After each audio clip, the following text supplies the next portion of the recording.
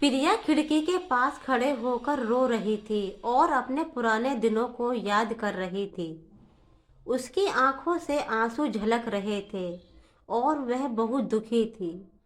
वो बोल रही थी, मेरी शादी को 3 साल हो गए और अभी तक घर से किसी का फोन नहीं आया और ना ही कोई मुझे मिलने के लिए आया। अब तो ये मेरा मायका भी मायका नहीं रहा। कम से कम भैया आप ही आ जाते तो मुझे अच्छा लगता। इधर फिर उसका पति आ जाता है और वह बोलता है, मायका अपना रहेगा ही कैसे।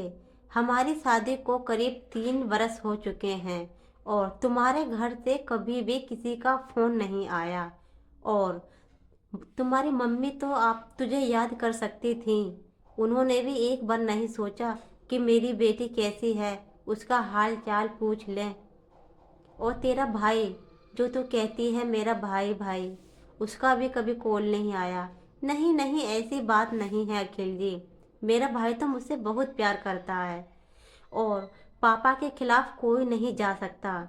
इसलिए मम्मी और भैया दोनों पापा से डरते हैं, नहीं तो ऐसी कोई बात नहीं है। मेरा भैया और मम्मी पापा मुझसे सभी बहुत प्रेम करते हैं। उसके बाद समय बीता। प्रिया एक दिन मार्केट जाती है और वहीं पर उसको उसकी पड़ोसन मिल जाती है मायके की।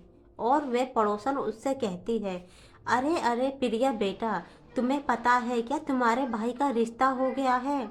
और वह लड़की यहीं की है, पास की, दिल्ली की। और अब तो तुम्हारे पापा का भी फोन आने वाला होगा और तुम्हारे भैया और मम्मी भी तुम्हारे पास फोन कर दिया होगा। लेकिन तुम बेटा बहुत खुश नसीब हो जो तुम्हारी भाभी इतनी सुंदर है। अगर होएगी ही कैसे ना, वह तो दिल्ली की है। उसके बाद प्रिया बोलती है, हाँ हाँ आंटी, हाँ मेरे पास तो पापा का मम्मी का दोनों का फ़ोन आ चुका है और मैं अपना फ़ोन भी घर पर भूल गई हूँ। शायद उनका फ़ोन भी कई बार आ चुका होगा। मैं अपने भैया की शादी में बहुत अच्छी अच्छी ड्रेस तैयार करूँगी और पूरे घर परिवार को खुश कर दूँगी। उसके बाद प्रिया वहाँ से चली जाती है और घर आके अपने पति को, अखिल को बताती है, मेरे भैया की शादी है विकास की और मैंने उसके लिए गाउन खरीदा है और लहंगा खरीदा है। तुम बताओ कैसा है। उसके बाद अखिल बोलता है, तुम्हारे मायके से फ़ोन तो अभी तक आया नहीं है और तुम्हें वहाँ जाने की पड़ी है। जब तक फ़ोन नहीं आएगा तुम तो वैसे भी वहाँ नहीं जाने वाली हो। कम से कम फ़ोन का तो इंतज़ार करो, क्या पता तुम्हारे मम्मी पापा तुम्हें बुलाएं ही ना। उसके बाद क्या, और फिर तुम तो उदास हो जाओगे। उसके बाद प्रिया बोलती है, नहीं नहीं अखिल जी, ऐसी कोई बात नहीं है, मेरे मम्मी पापा बुला लेंगे और वैसे भी अभी तो 10 दिन बाकी हैं। तो मेरे मम्मी पापा मुझे ज़रूर बुलाएंगे, उनको तो पता है उनकी मैं अकेली बेटी हूँ। उसके बाद अखिल बोलता है, सिर्फ 10 दिन बचे हैं, कोई ज़्यादा वक्त नहीं है और अब तो कार्ड भी बंटने चालू हो गए होंगे और शादी के दिन ही कितने रह गए हैं। उसके बाद वह उदास हो जाती है। रात्रि हो जाती है और वे एक रेस्टोरेंट में खाना खाते आते हैं। उसके बाद वह अंधेरे रास्ते में पहुंच जाते हैं और अखिल रास्ता भटक जाता है। उसके बाद वह बोलता है, अरे अरे प्रिया, हम तो गलत रास्ते पर आ गए, लगता है गाड़ी को मोड़ना पड़ेगा। तो प्रिया बोलती है, हाँ तुम गाड़ी ध्यान से चलाओ क्योंकि काफ़ी अंधेरा है और सुनसान रास्ता है, कहीं कुछ ऊंच नीच ना हो जाए। इधर उसको किसी लड़की की चीखने की आवाज़ आती है और वह बोलती है, बचाओ बचाओ मुझे, कोई बचाओ। ये आवाज़ सुनकर अखिल और प्रिया सोचने लगती हैं, ये तो किसी लड़की की आवाज़ है। उसके बाद अखिल गाड़ी रोक लेता है और उसको बचाने की कोशिश करता है।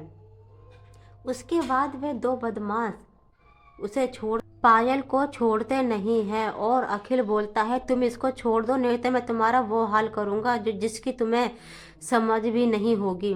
कुछ समय बाद अखिल उसकी जान बचा लेता है और पायल धन्यवाद बोलती है। उसके बाद प्रिया बोलती है, सुनसान रास्ता है, चलो अखिल हम इसके घर पहुंचा देते हैं। उसके बाद प्रिया, अखिल और पायल अपने घर आ जाते हैं और उन्हें पता चलता है कि ये तो मेरा मायका है, और पायल सारी सच्चाई उनके सामने रख देती है। उसके बाद प्रिया के माता पिता और भैया बहुत खुश होते हैं कि आज उनकी बहू की इज्जत मेरी बेटी और दामाद ने बचाई है।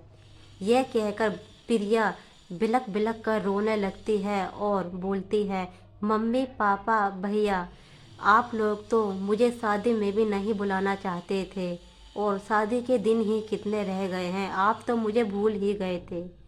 कुछ समय बाद उनकी आंटी आती है और बोलती है, उसके बाद उनकी शादी हो जाती है और प्रिया बहुत खुश होती है कि अब सब कुछ अच्छा हो गया। धन्यवाद।